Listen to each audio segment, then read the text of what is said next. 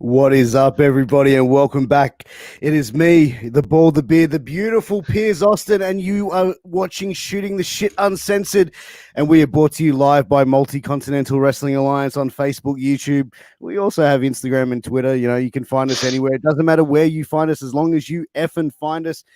But I've been joined for another episode with Chucky Bebe, the prettiest man in Melbourne, Victoria. How are you, Charles?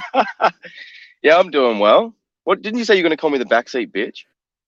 Wasn't that You are the backseat bitch, bro. Like the every time backseat you do bitch a stream, you're in a car, dude. So yeah, back like in the we're car? joined by the evil backseat. Yeah, exactly. There you go.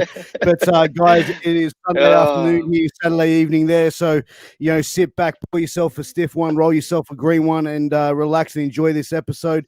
Before we bring out our very special guest, Shaul Guerrero, third generation professional wrestler. Charles, she's also a singer, dancer, model, streamer. She does pretty much everything, everything, this chick, bro. everything. Like seriously. But before we bring her out, let's take a quick moment to say a quick pause, a quick thanks to the sponsors.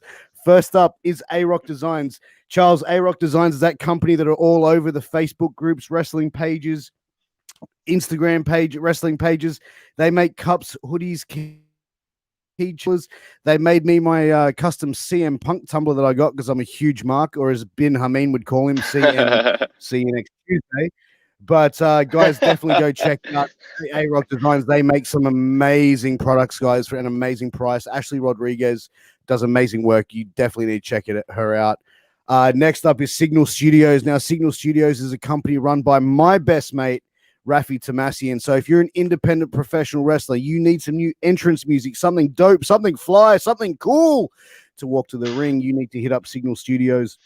They will mix, master, produce, and send that bitch out to you anywhere in the world. Or if you're a musician, you need a place to rehearse, a place to record, a place to relax, to get the creative juices flowing.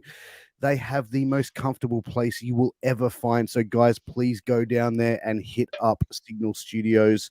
Guys, I can see the comments already coming in here now. We got a Facebook user. Good to see us both. It's always good to see me on a stream. Charles, not so much, It's always good to see your pretty head. Oh, thanks, man. As my mum always said, I've got a face for radio, bro. But guys, like That's without true. further ado, I can see her in the background. She's keen to get out here. Let's bring her out. Shaul Guerrero. Shaul, welcome to Shooting the Shit. What's up, you guys? Y'all are so funny. I was like popping off over here. That's it. This show's all about banter, having fun, and really enjoying it. And to be able to sit here and be joined by yourself, Shaul, and Charles, what better way to spend a Sunday afternoon? That's it. Y'all gonna make me blush. Shaul, how's everything been going on your neck of the woods? What's been happening with you? Honestly, like it's kind of weird. It's like a lot and nothing at the same time, if that makes sense. I feel very grateful that I've been welcomed back into the wrestling community with open arms, and I have some bookings that are already scheduled for the year. So fingers crossed that we can keep kicking COVID's ass, trying to, and be able to get back out there and wrestle. So I wish I could be training more, but trying to stay safe and whatnot. But it's all good, man. I'm really happy to be here. That's it. And you took a little bit of time off before getting back into pro wrestling. What have you been doing in between your time, because you did spend a bit of time in FCW and NXT, took a little bit of a hiatus in wrestling, and now getting back into it. What were you doing in between that break? A lot. I can never sit still. Like I have to do like 5 things at one time. But honestly, like a lot of healing, a lot of really trying to obviously it's no secret as to why I left WWE, and I needed to get well with my eating disorder and my mental health. And so a lot of hard inner work doing all that, and then also like reconnecting. I think I like swore off performing for like 2 years. Like I went to be a vet tech for a while because I was just like, I think, pretty brokenhearted, and I was just like, I don't even know how to like handle performing right now. Like I just need to do something completely different. And I did that, but obviously like it only lasted 2 years before I was already like Itching to chomping at get the back bit in. to be in front of Got the the itch back, yeah. Oh yeah, absolutely, absolutely. But I've done stunt shows, I've done dance shows. I'm a part of a dance group right now. Moved to Chicago. Like, I fire eat. I'm a streamer now. Like, I do a lot. I can't say Wow. Man, I thought I was busy Jesus doing Christ. two podcasts Yeah. like the whole time and being a dad, man. Oh, You make me being a feel parent, lazy. I You make me can't mess with that. Like, I mean, that's like being a parent's like 24/7. That's hard. That's real hard work right there for sure. 100%. But you mentioned leaving WWE and the eating disorder. Was that the eating disorder? Did that sort of start from pressures of obviously being in the entertainment business, and especially being a female in the entertainment business? The expectation to look a certain way, to have your body a certain way. Did that lead from being in the entertainment business? I will say it didn't help being in the entertainment business, but I've had an eating disorder since I was like, God, I want to say 10. I've had it for a really long time, and I don't think I knew how to recognize it when I was that young. I think we were all just kind of coping with kind of the rough childhood I had a little bit.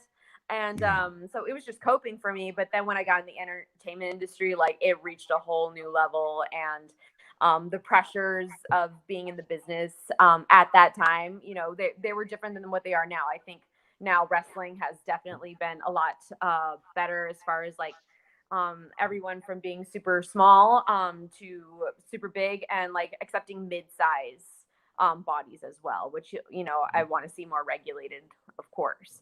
So but yeah, it didn't help. So I needed to make sure I stepped away for a while, got that under control before I could safely come back.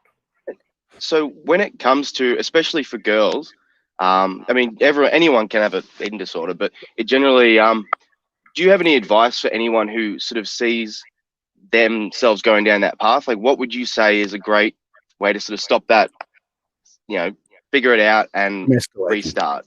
Yeah, stop it from, For sure. No, for sure. And honestly, like the eating disorder for me, everyone's going to have a different situation and whatnot. But the eating disorder for me is how I acted out on deeper rooted issues I had and whatnot. And a lot of them, like I was obsessed with being perfect. And, and when I couldn't be perfect, I would act out with, those kind of behaviors. I don't want to be triggering to anybody right now.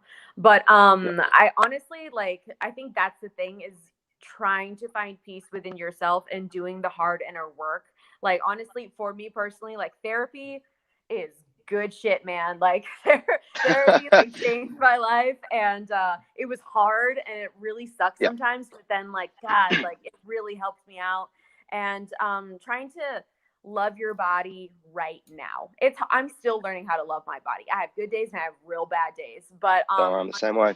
Yeah, you know what, and you are absolutely right, Charles. Like anybody can have an eating disorder. I know females are more generally in the media, but everyone can have one, and it's just like choosing to love or at least appreciate or at least acknowledge some good in your body right now. Not when you lose 30 pounds, not when you're this like size, which if you're having an eating disorder, it's probably a very distorted size in your mind. Correct. So like I would say try and love yourself right now and really think about what's really the issue right now, what's really making you upset, and just try. It's not going to happen overnight, but making a small decision, like you can't eat the whole plate of food, eat a couple things, like just try with something. It'll get better and better, and then probably worse, but it will get better if you keep at it. And you mentioned like obviously going to therapy as well. And I think a lot of people, when therapy gets suggested to them, they think it's like such a controversial thing. Oh, no. But going and speaking to someone who isn't connected to you, whether it be family or friend, and being able to speak and really opening up to that process can really help a lot of people. And something that I've seen, with friends and even myself, it's just by doing that, you're able then to overcome the issue that you're facing. Yeah, no, I absolutely feel you. And believe me, like I've had like some lows. I'm sure we've all had a couple lows this past year. Our lives our lives are changing all the time. You know what I mean? And so, but being able to yeah, being able to not have any attachments with who you're talking to, be able to speak freely and what just really helps. And I think I still get scared when maybe my husband is seeing I'm not doing very well, and he'll be like, "Do you need to talk to somebody?" I'm like, "Nothing's wrong." But Yeah. it's like, yeah, something is wrong, and that's okay. That's totally okay that something's wrong. But the only thing that can be wrong is if you choose to not help yourself and choose to not love yourself and take some action, even if it's a small one. So, yeah. Yeah, absolutely. And I think that's the main thing. It's being able to recognize when there is an issue and being able to then do it, because not being okay is completely okay. It's just knowing how to manage that process. So, and I think a lot of people, I think in our generation, like people from like their 30s and younger are now more open to talking about their issues, where you look at people that are like 40 plus, where, they grew up in a time where it's like, you just you think that shit, drink a cup of concrete and harden the fuck up. Yeah, rub some dirt on it, get over it. Yeah. Mm-hmm, exactly. Yeah, and I'm happy where we're going now with our culture for sure. Oh, 100%. You mentioned as well, starting to train in professional wrestling, and you joined WWE around 2010. I got to ask, obviously, your father's family, which is, the Guerrero family, is wrestling royalty. What was your mum's thought when you said, "Hey, mum, I'm going to get into the world of pro wrestling," after everything she's seen from obviously your father and uncles and grandfather? Was she supportive in that decision for you to get involved, or was she trying to talk you out of that process? No, you know what? Like, my mom was really vital to making a good decision with going in the wrestling industry. Because obviously, yes, just like you said, like she saw it from dad's perspective, all the uncles, like, and for herself, like she was in the business before I brought it up, what I mean? So she felt it herself in a lot of different ways, especially from a female perspective. So she's always been my number one. She has always had my back, even if she's not super thrilled with what I'm doing or what I'm deciding to do. Like, she's like, "But I always have your back." She just made me promise to not marry a wrestler. How'd that work out, by the way? But don't marry a wrestler. I was like, "Mom, all good. It's not gonna happen." And then like a good kiddo, I go marry the first one I've ever dated. Like, I can just imagine Vickie Guerrero as a mother-in-law, like saying something under your breath to your mother-in-law. "Excuse me." Oh God. Oh my! Thank God. I think that, like, my family's been in the industry and like my husband's been in the industry long enough. We're like, no gimmicks at the table. Everyone understands. No gimmicks at the table. When we're home, I think we try and disconnect for sure. But I absolutely that's actually a funny joke. But like I actually like think of your mum as someone who got into the business. It's like it just sort of happened organically, and she ended up being such an amazing entertainer and could be so entertaining. And for me, it was always hard. Like, I think when you see in wrestling people, and I think they don't do it so much now, but when they start body shaming and start, "You're a fat woman," you know what I mean? Like, I always felt like, man, like she's not a wrestler, like, dude, like you know what I mean? Like, I just thought comments like that. Mm-hmm. How did she handle that? And obviously you seeing like your mum on screen probably for the first time as well, and seeing people saying these things, did you find that hard, or did you understand the business enough to know that, no, this is a work and everything has been, yeah.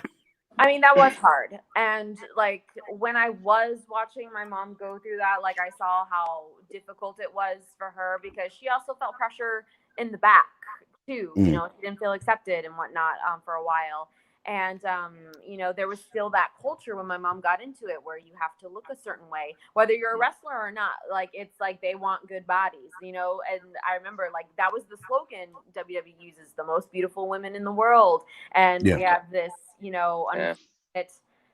stigma in a lot of places that, it's like really thin or thin with big boobs, big butt, or whatever, you know what I mean? And so mom felt a lot of pressure on all sides.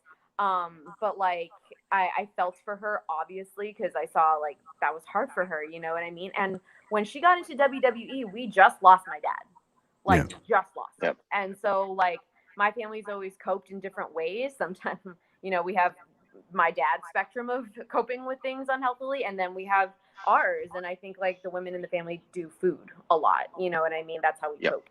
So it was awful, honestly, and like yeah, I'm really happy that we've gotten away from those kind of angles and whatnot, you know, with body shaming and whatnot. I think I'm really happy that we've evolved past that. And I think my mother handled it really well because she was handling so much on top of losing my dad and, you know, moving us to a new state and doing all of this and embarking on the big bad beast of WWE. Like that's a lot for someone to handle and dealing with our grief at the same time. So mom's a G.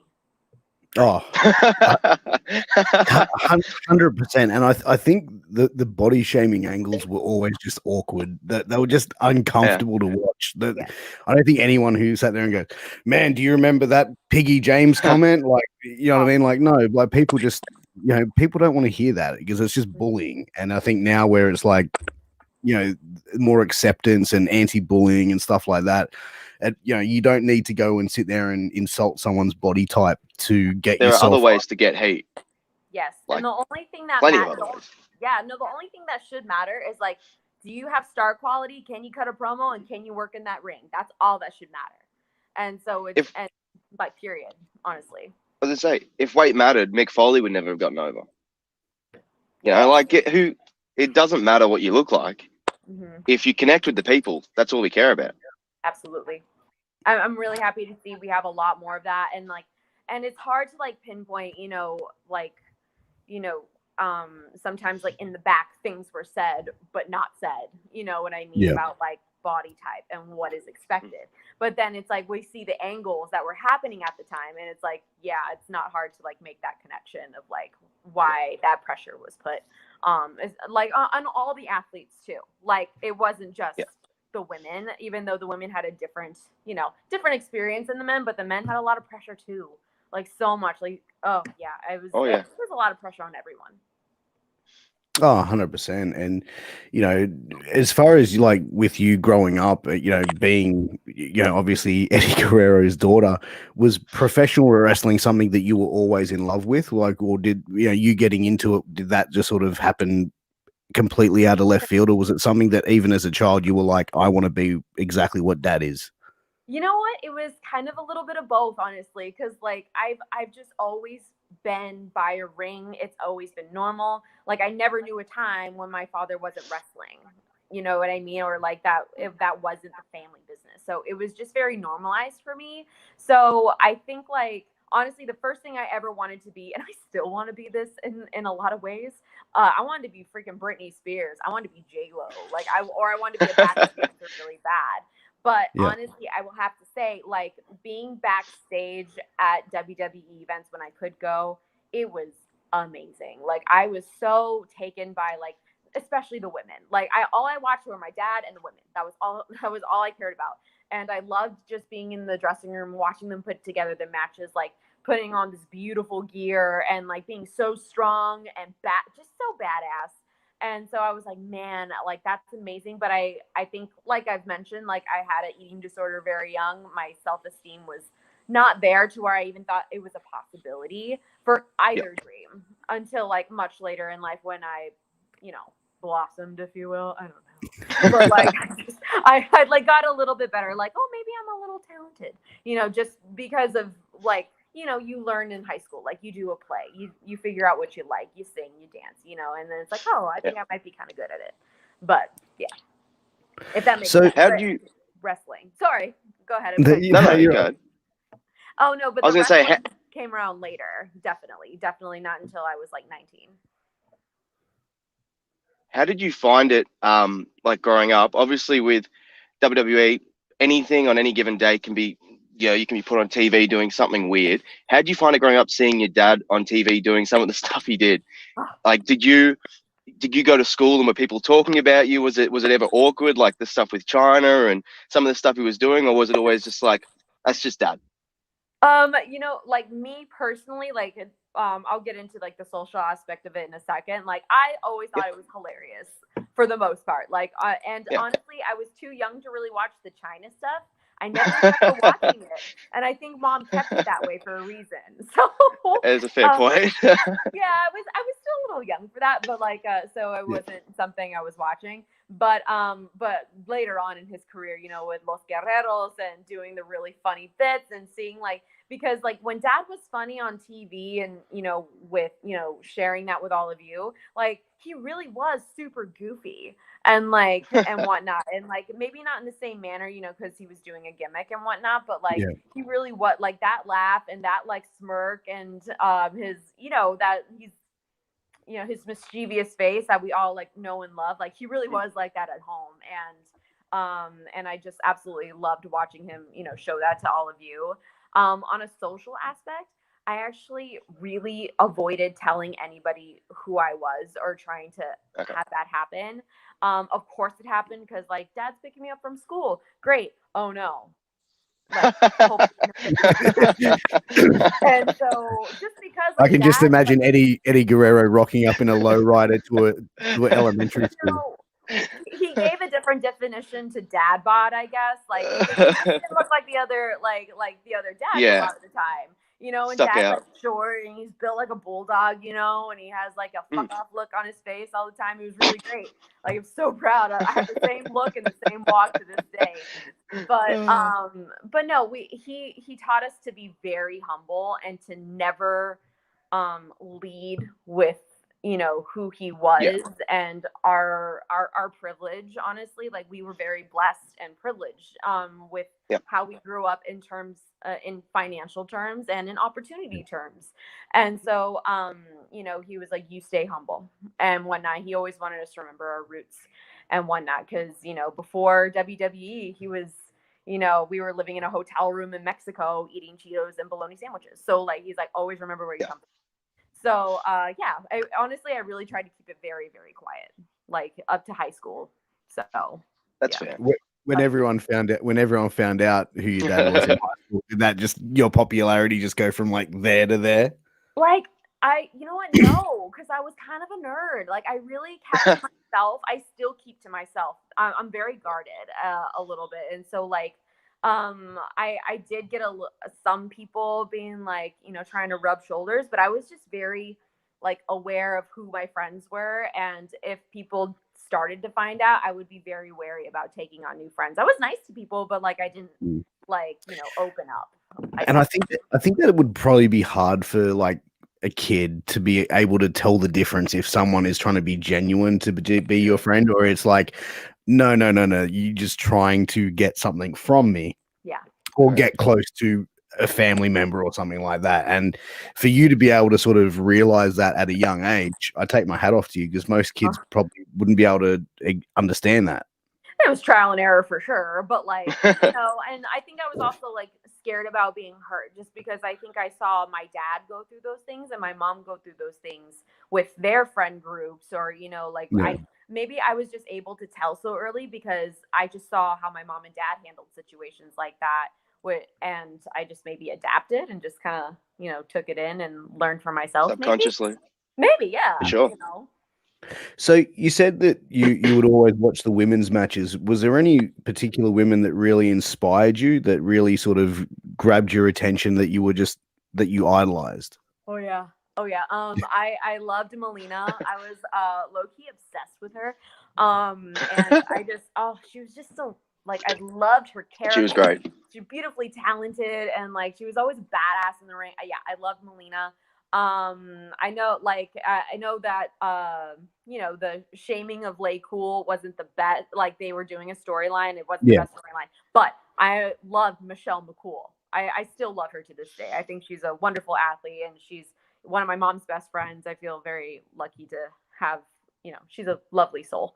But yeah, no, I mean, those two really, really stuck out to me. And I think because they were also friends with my mom, and, you know, I was able to, you know, get to know them a little bit more, and whatnot. So yeah, those two ladies definitely stood out to me when I was younger, I guess, on a personal level. Oh, sure. And when you got into training to wrestle, did you have your uncle sort of like coming around going, hey, let us show you how this is? Like, were they trying to be influential in the training aspect of it to show you their sort of style? No, honestly, thank God, no. Like it didn't happen like that. And honestly, like not a lot of people know. Like I don't really have a lot of contact with my dad's family.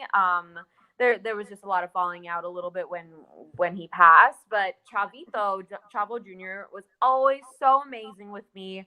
And like believe me, like I think like he knew to not overwhelm me, but he was always like, I'm Yeah. here for you for whatever you need, because I think he knew like the amount of pressure I was going to be walking into. Like I was going to have enough pressure and enough things to live up to without someone breathing, on my back, trying. And I'm sure it would have been helpful though. But when I went to SmackDown one time, back at FCW, there was, whenever SmackDown or Raw was in town, like we would go and we would be in the back if they ever needed extras or whatnot, and they would want us to work around in the ring before the show. That way, people can look at you and see your progress, and so nerve wracking. But I was in there working, and believe me, Chavo was right there watching me and pulled me aside right away. He's like, "You're aggressive, you're a Guerrero," and I was like, ah. And but you know what? Like I appreciate him looking out for me. He always had the best intentions in mind, and I appreciate that he's still in my corner today. Did you find the name when you first got into the business, having the Guerrero name? Did you find that a benefit, or was it more of a kind of like that monkey on your back? You're like, not only am I trying to learn, but I've got this name, this legacy I've got to hold. Was it helpful? Yes and no. And I think I always call it a blessing and a curse, honestly. There are obvious, advantages to being a Guerrero, because you have, like my family available for advice and help. And there is that, that expectation that Guerreros are, like we know our shit kind of thing, which is great. Yeah. It's also like a lot coming because I never wrestled before. And so I'm learning all of this new. And I'm trying to do things like my dad. And then when it didn't come off like my dad, I would feel disappointed on multiple levels.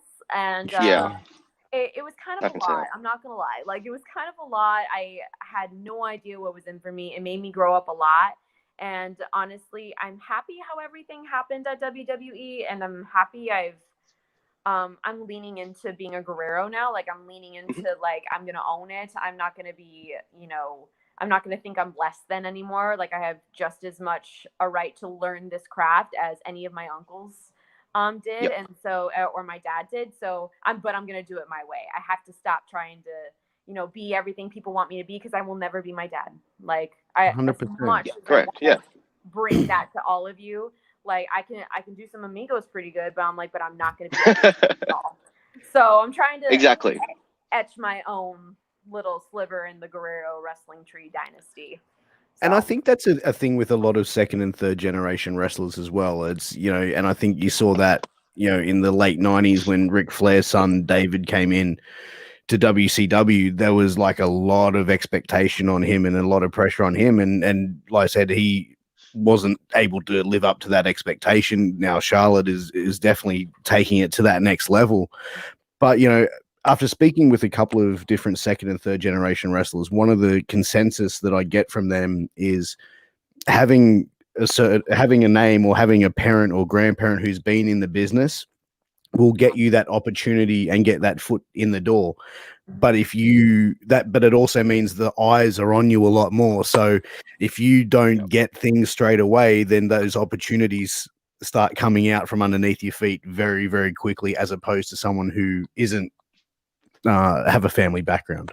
Oh, absolutely. And you're absolutely right. Like I've never shied away from this. Like, I am well aware, like, I got opportunity because of my last name, and I got the biggest opportunity for it, and I took it, and I'm thankful for it. And I am thankful, like, doors are opening to me right now, like, because I'm a Guerrero, and I'm like, that's fine. I'm like, and I believe me, I don't think it's right necessarily. Like, especially for people that have been busting their ass for way longer than me, and they haven't gotten an opportunity.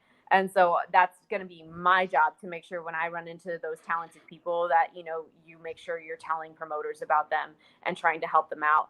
But like, it's both ways. It's like, yay, people want me to have a match, but it's like they expect it to be 5 stars. And I'm like, okay, have a couple years, but we'll do our best, kind of thing. But that you know? that must be it just must be mind-boggling though to have that pressure and expectation on, and it must be exhausting though. Like I can see why you would have to have taken that break just to sort of like really get some composure and perspective on life. I appreciate you saying that. I think because I feel like I disappoint fans on the regular because I don't do it like Dad, or I don't do it like this, or or a lot of things. Even like I've had a lot of flack for doing burlesque or I don't know, like having my own mind about myself now, and not being a mini Eddie or a mini Vickie sometimes. And I just it's hard. It is very hard, and I still have a lot of healing to do with my relationship with WWE and how all that happened, and I don't know, and just being a Guerrero, I think I kind of struggle with it a lot. That's probably why I'm very reserved. But I'm working through it, and I'm trying to foster a healthy relationship with wrestling now, which is difficult.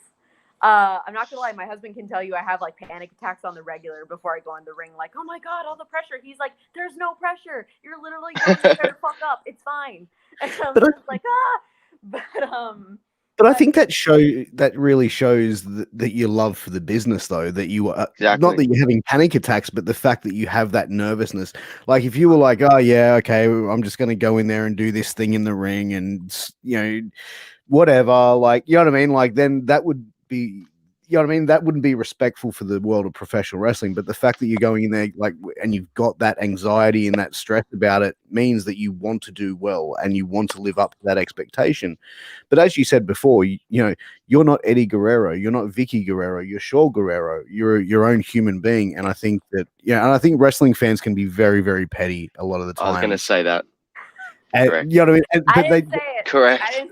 I was going to say the exact same thing. I don't give a fuck. I will shoot on fucking wrestling fans. I just think that wrestling fans, I think they don't understand that sometimes. And I think I think it's probably a disconnect. Struggle to separate it. Because what they see on TV is like, you're Eddie's daughter. You should be able to do exactly what he's done. But, never mind the fact that he wrestled for 20 years and has been in Japan and Germany and Mexico and, had done all these experiences. It's like you possibly haven't had those same experiences. So there's no way for you to be on that same level. No, absolutely. And I appreciate you saying that. Like, my dad did have a very different upbringing than me. And I'm not going to lie, my parents didn't want me to initially wrestle because they knew how hard of a business it is, like emotionally, mentally, like it's just, it's a lot for someone to take on. And I think my dad knew at the time, like he saw how women were treated too. I don't think he wanted me to be subjected to it.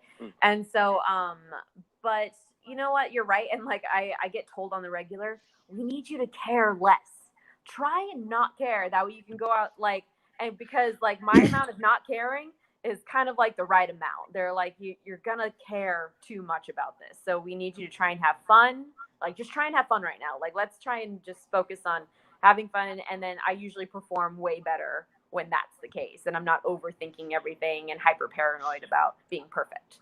So, but Dad had a different upbringing. He was wrestling since he was a kid. Like, that was just like the baseline. They had a wrestling ring in the backyard and whatnot. That's like every wrestling fan's dream as a kid. Legit. I built mine when I was a kid. Guerrero house. Yeah. So you mentioned that your mum, when she started working for WWE, felt a little bit uncomfortable backstage.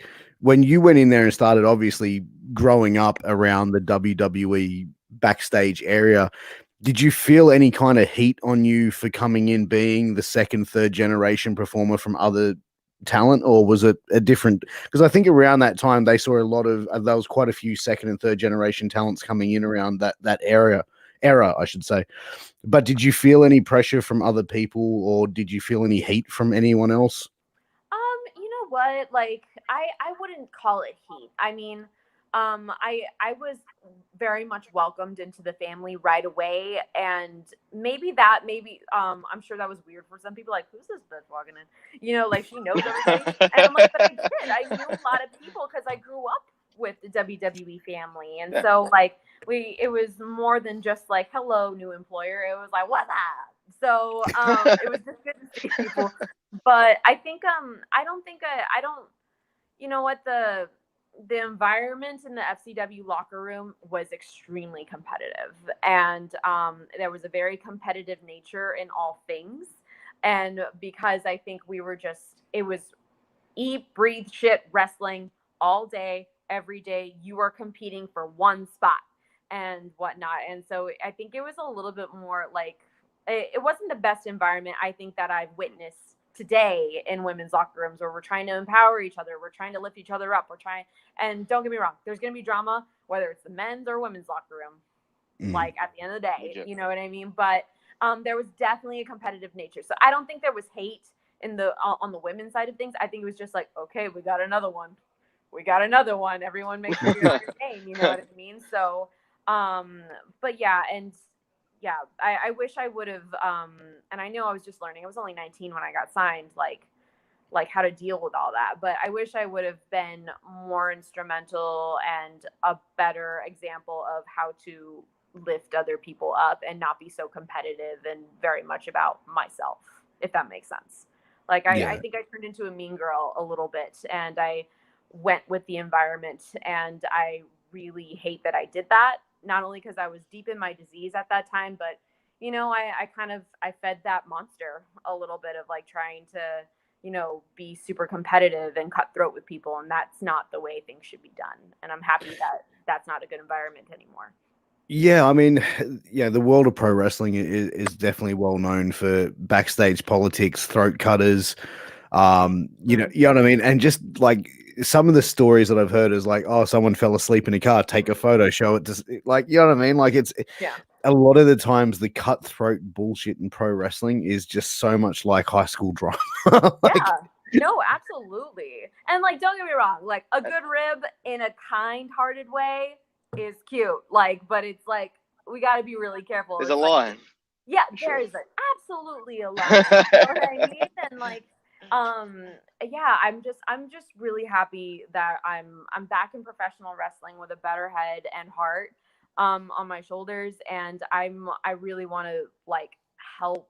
I want to get better for myself, but I also want to, you know, make sure I'm trusted by my opponents as well, not only in the ring with their body, but also backstage. And so I just want to make sure I'm doing that better this time around. So I'm excited. oh, 100%. We can't wait to see it. But I got to ask, as you came out to Australia and did a wrestling show or a couple of wrestling shows when you're out, Nikki Van Blair, as we're talking before, who's a friend of mine and also an Australian wrestler, who was in the comments early. Yeah, what was your thoughts on Australian wrestling and coming out here and performing here? How did you find the crowds and the Australian wrestling scene? Honestly, I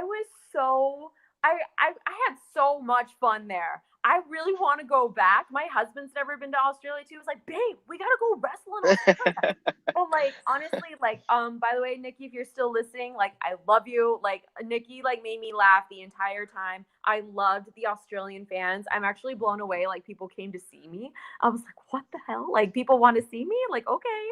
Of course. And so I'm still a little like weird when people, like, when you guys reached out to do a podcast, I was like, are you sure? Like, I'm just me. Like, I don't know. I feel like very like, I guess, shy about it, but no, it was really wonderful. The promoter was awesome. And, I had a great time. I even got to like visit a couple of landmarks and whatnot. And y'all have a beautiful country. I want to go back, and I want to be able to go see like all of it. Honestly, I only got to be in Melbourne, so I hope I can go back. That's Oh right. man, Some you exploring. got to check out Sydney. Sydney's the place to be.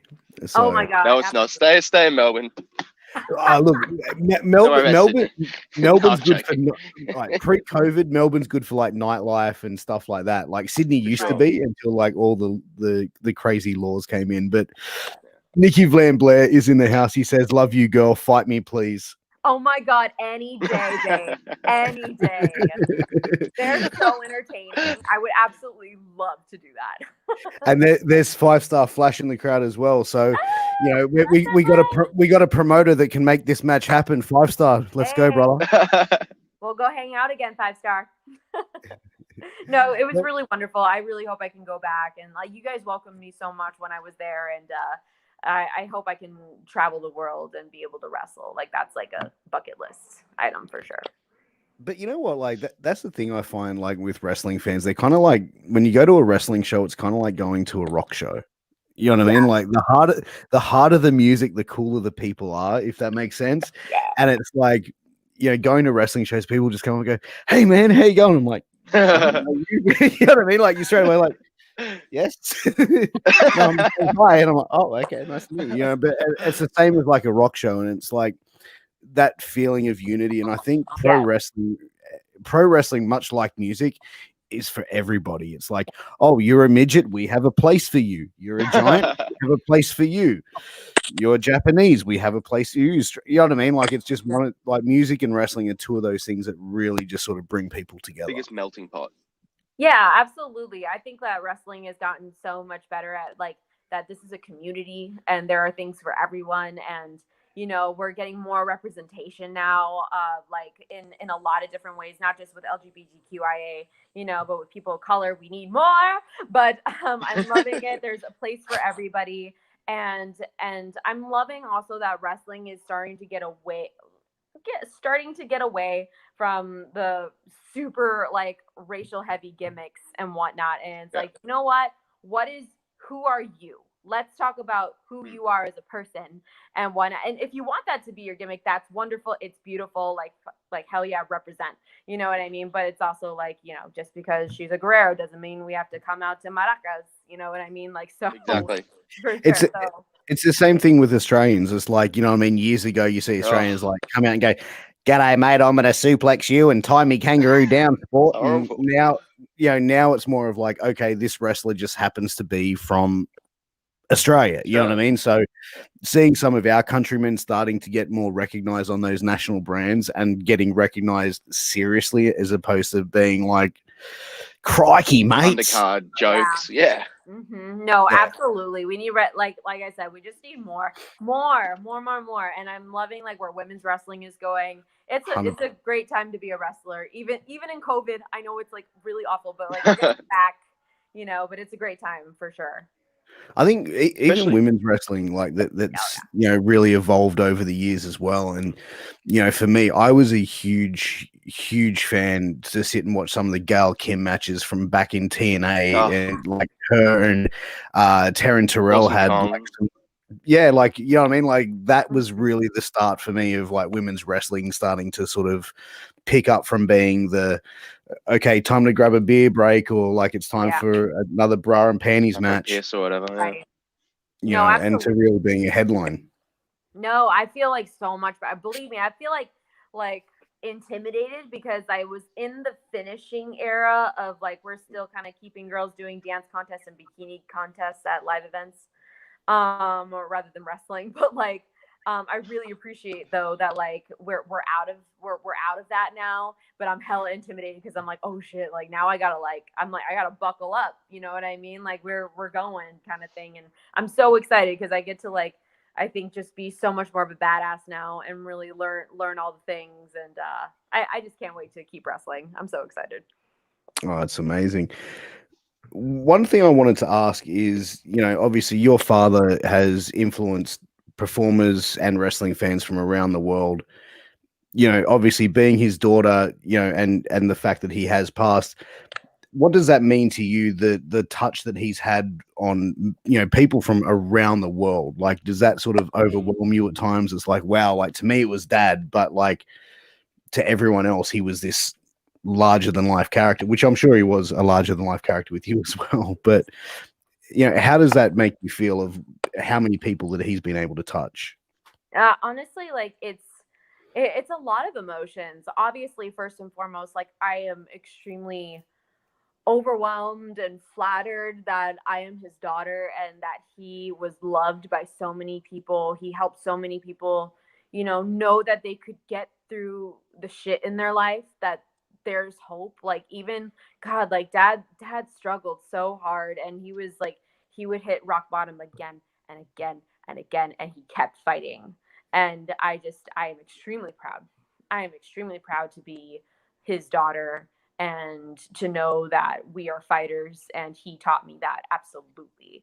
So I'm very touched. And anytime someone remembers him, anytime someone thinks of him in that way, like that's how he's going to live on. He's going to live a long time because people remember. It's like the recuérdame, you know what I mean? We got to keep the people we love in our hearts. And the fact that people loved him so deeply is huge. Absolutely huge.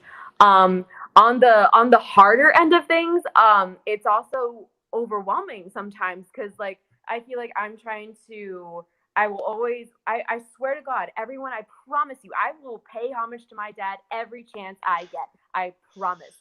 But I'm also trying to do my own thing. And sometimes it can be hard when it's like, let's talk about your dad that passed away all the time. And I'm like, Yeah. so it can get a little hard, especially when I'm like streaming and I'm having such a good time with people and I'm playing Zelda and we're raging, and it's like, and then we just like go on a downer where it's just like, we talk like, do you miss your dad? And I'm like, it's like so this is what we're saying about wrestling fans. but Sometimes they can't separate it. But you know what you should do, like, in order to like, and it's probably, I don't want to say make fun of the situation, but we're like, people go like, say, do you miss him? Just be like, nah. And my friends told me to do that last night. I would do it just to get the pop. I was venting to them because I was like, I love it. It's really amazing. And I don't think people would click on my profile if they didn't like they know I'm a Guerrero. That's amazing. I love it. But it's also like, what? They're like, what? Just fuck with them a little bit. Just be like, no, absolutely not. It's just like, and just see what happens. It would probably like go over terribly. But like, of course, it'd be the headline of every wrestling news. Every dirt sheet is like, legit. Shaul hates her dad. No one makes it to the top without a little bit of heat. But but like, of course I miss him. I think about him every day. I wish all the time he could meet my husband. He could give me advice. He could kick my ass into gear. Like, I wish for it every day. I think about him every day. And of course, but also like, or pregame me. Like, hey, I want to have a possibly emotional conversation with you. Or can we talk about your dad?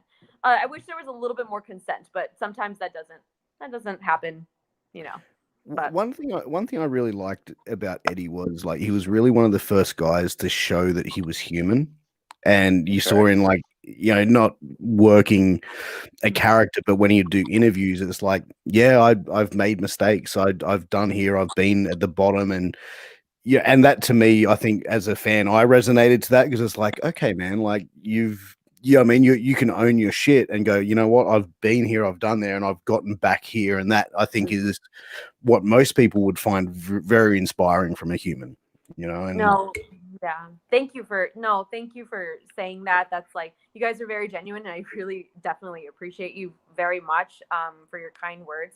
But I think that's like the best lesson I've learned from him, is he taught me how to be humble, how to fight, and like own up to your shit. Like, if you fucked up, you fucked up. Like, you apologize, you make it right, you do your best not to do it again, and just be real with people. I think, and I feel like I've made a post in the past where I was just like, you were more than wrestling to me. Like, what you contributed isn't wrestling for me. It's all of those things that truly make you a Guerrero. Wrestling doesn't make you a Guerrero.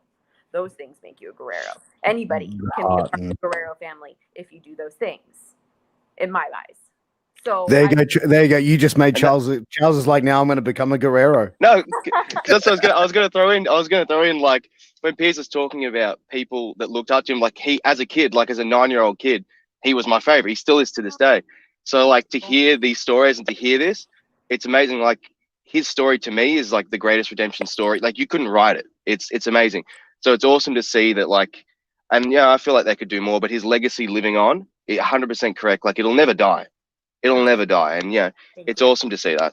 Thank you. He did a lot of really amazing things, and looking back on it, maybe I try not to dwell on it too much. Just, it was a lot, but like, damn, like he did so much. He almost died so many times, and like Dad lived hard, like in the best and worst ways. He truly did. Like, I think that's like my poor mother. Like, she said she always had two Eddies, because I was little Eddie, and we are both very similar. We're very extreme, which is wonderful. When we love you so hard, but when we when we hate you, like it's Armageddon. You know about it. Like, yeah, and so it's like my poor mom, but like she, you know what, like I'm proud that I'm like that, but I also know that I'm like that, and my dad would want me to rise above the character defects and just, you know, we just all got to do our best and try and be kind to each other. That's it. Don't That's be an it. asshole, you know. Legit. That should be the slogan for everyone. It's like, you know what, 2021, just be nice, don't be an asshole. Don't be an asshole. Do your best. It's not that hard. You need a minute. It's fine. But like, just don't. Yeah. Oh God. Good shit, guys. This is fun. So, guys, it is time for that part of the show, which is Guess the Australian Slang. We have spoken to Shaul about this. We have warned her about this. How it's going to work is I'm going to give you a slang word, and I'm going to put it in a sentence, and you have to tell me what this slang word means, or translate it into American for the audience. Like, do I need to drink for this? I don't know. Drink it if you got it, Shaul. You know what? If you do a part 2 interview, we'll make sure you have to do a shot every time you got one wrong. 100%. All right, you're on. All right. So, my wife has cracked the shits. Sorry. Cracked the shits. She farted? No. She got upset. She got angry, like cracked the shits, like oh, okay. Yeah, like really angry, cracked the shits. Virtual shot. I owe y'all one later. Okay, so we'll go another one. Dead set on chock-a-block. Chock-a-block. Chock-a-block. Okay. Chock-a-block. Dead set on chock-a-block. Ass? I don't know. No, chock-a-block means I'm so full, like I can't eat another bite. Like I'm chockers. I'm failing. Oh my God. That's why I need to go back. This is why I need to go back to Australia. All right, so next one is Devo. I'm so Devo right now. Oh, is it like are you so like excited? Like the opposite, devastated. Complete opposite, yeah. Oh. Complete opposite. It's completely That's I'm right. terrible at this. All right. Hey, Shaul, I'm busting. Where's your dunny? Dunny. Guys, I feel like awful because all my mind goes to is dirty shit, and I'm like, That's pretty much Australia, though. You know that. Give it to me one more time. Dunny. I'm busting. Where's your dunny? I'm busting. Where's your dunny? Fuck. Yo, I don't know. Where's your? I don't know. Your character? I don't know. No, where's your toilet? Well, now that makes sense. All of it makes sense once you tell me what it is. God. All right. So this is a 3-word one. Okay. Okay. Oh fuck. Fuck me dead. No, it doesn't mean that. It doesn't mean that. It does not mean that. No, the words are fuck me dead. Like, oh, fuck me dead. Like, isn't that awesome? Like, is that like something that's like really dope? Yeah, like something surprising, like fuck, like with something that surprising happens, you go fuck me dead. Yeah, like you see something really crazy awesome in a match, and you're like, "Fuck me dead." That was like awesome. Like, yeah, 100%. Pretty much. I got one. Hey, would you like a glass of goon? Beer? No, goon is a wine that comes in a cardboard box here in Australia. So, oh, like, there was no way. You don't want a glass of goon. You don't want, yeah. Boxed You wine. don't want a glass. Pretty much, box wine. You don't want it. Okay, I'll take your word. Fucking horrible. All right, so here's another one for you. No wuckers, mate. No wuckers. Worries? 100%. There you go. You're on the board. Finally. All right. Okay. This one is bogan. Me Uncle Ronnie is a bit of a bogan. Is that like an idiot or like? Oh yeah. Like someone like I don't know, maybe like. Nah, a bogan's more of like an Australian redneck. Oh, okay. Yeah. Okay. So and a bogan would talk like this. Yeah, thanks for tuning in for fucking shooting the shit uncensored. We're gonna have a couple of schooners, maybe have a palmy up at the pub, and maybe come back and rip a couple of bongs, and maybe we'll have a barbie and go for a bit of a splash. And yeah, mate, That all sounds wonderful, by the way. But it's all good. But, It's all good shit. yeah. Oh my God, that's crazy. Okay, cool. I'm learning a lot. I think this is the most I've ever learned on a podcast. Okay, so now here's another one. So this one is root rat. You got to watch I out don't for know this Charles. one. You got to watch out for Charles. He's a bit of a root rat. Are you like Never a heard this. player? Like a A player? what? Like a player? Yeah, like someone who just Fuck sleeps boy. around. Yeah, someone. yeah, Yeah. a fuckboy for sure. Is that what that is? All right. So I've here's never been another- called that, but yeah, apparently. Also, I want to just say, like, Piers, you're giving me like it sounds like you're giving me hard ones because I see Charles and they're like, So sorry. I'm like, what? Oh, okay. I'll give you an easy one, right? So, hey, Shaul, would you like a sausage sanger? That's the easy one. Yeah. Sausage I thought- sanger. Sausage sanger. Like a hot dog. You know what? I'll give you that Pretty much. because it's Like a brat? it's like a sausage, literally on a piece of bread with tomato sauce, and it is it is an Australian delicacy. Hey man, Put some onions on there. That's a Mexican hot dog. You know what I mean? Like that's a dad hot dog. You know, That's Delicious. bread, ketchup. that's it. So, all right, I got a couple more for you, but so this one's going to be a two-parter. Hey, Shaul, can you go past the servo, pick me up a pack of durries? Okay, pass the. Can you go past the servo and pick up a pack of durries? I'm gonna guess a servo is like a gas station and get you some cigarettes. Yep, you got Bang. 2 points on that one. So, all right. So next Jesus one, Christ. next one is budgie smuggler, and I'll put it in a sentence for you. Fuck, Charles is over at my house and he's at my swimming pool wearing his budgie smuggler again. I knew it. It's a banana hammock.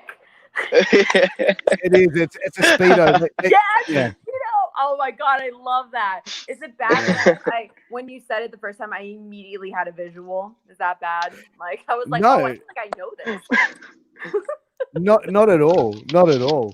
But sure, that's been Guess the Aussie Slang Game. Yeah, you've done pretty well at this. I think if we do a part 2, we may need to get you some Yeah. studying, maybe give you some homework for next time to come on, but I think you'll get it. But sure, what have you got? Sorry? I made a comeback toward the end. You definitely did. But sure, You're what better have you than Vince got Russo. Oh no. Exactly. Just saying, you're better than him. I'll take it. So, Shaul, what have you got coming up show-wise? What are you doing?